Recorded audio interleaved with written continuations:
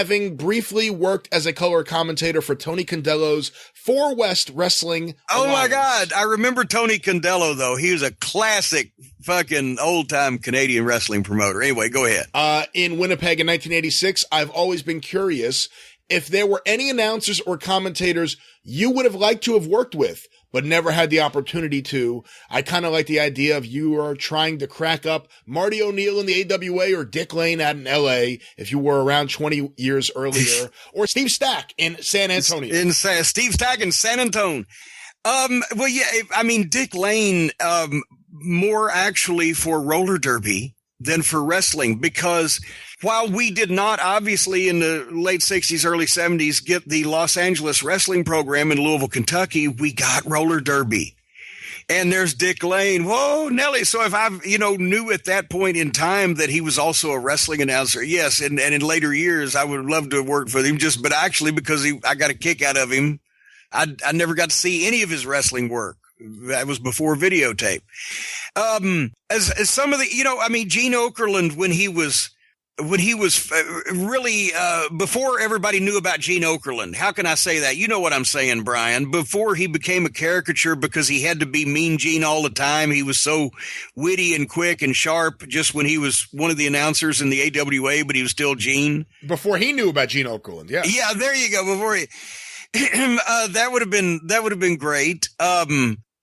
Actually, my God, Gordon Soley more in his prime, and Gordon Soley on the Florida program specifically. I got to work with him on TBS, a few times. Gosh, I'm trying to think, who am I leaving out that would be obvious choices that you would want to work with that were classic announcers? Maybe the guys in Portland. Yeah. Oh God, what Frank, was his name? Bonema? Frank Bonema. Yeah, I had a brief flirtation with the greatness of Portland wrestling in the early videotape days, but I never hung on it because of the announcing. It was always because of the talent and, and the shit they were doing with Buddy Rose and blah, blah, blah. Oh, I got one. Who was the guy who was interviewing Ron Wright in Knoxville? Big Jim Hess? Oh my God, Big Jim Hess. That would have been fucking classic. That was in those days, the Knoxville TV, they didn't even have a written format. They just had Liz Here's matches 1, 2, and 3, and what happened. And I don't think they smartened up the announcer that much. I don't think it was possible. But that's when Ron Fuller was on The Experience, and he said he was on vacation with his wife in the Smokies, and he said, I saw the absolute worst wrestling program I've ever seen. And I said, hell, honey, I can do better than that. And he bought the territory, turned it into a pretty big money, small time territory.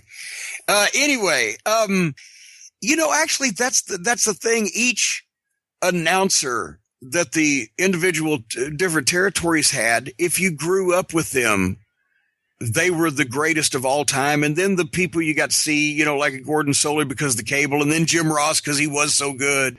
But the cultural institutions, Lance Russell and Bob Caudle topped the list, all in their own way. You would have wanted to work with them on their local show in their particular time period that they were over.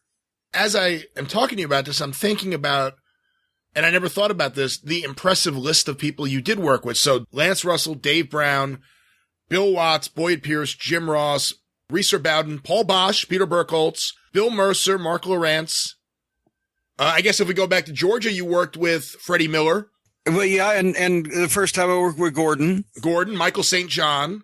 And then also, by the time you get to Crockett, there's Bob Caudle and David Crockett and Johnny Weaver and Tony Schiavone. And most of the NWA names of the time and all those color people for the next 5 years. And JR again, obviously. And then I've worked alongside in the WWF, Vince McMahon, Michael Cole, Jim Ross, a bunch more of the color people, Randy Savage, if you counted the 3-man booths, et cetera, et cetera. So I got to work with everybody for 30 years. Fuck. That's depressing. You did a promo or two up there when Stan was the commentator, right? Yes. Yeah. That was fucking bizarre. Having Stan Lane standing there interviewing me, it's like we both thought, and he's wearing a suit that looks more distinguished than mine. I'm like, what the fuck's wrong with this picture?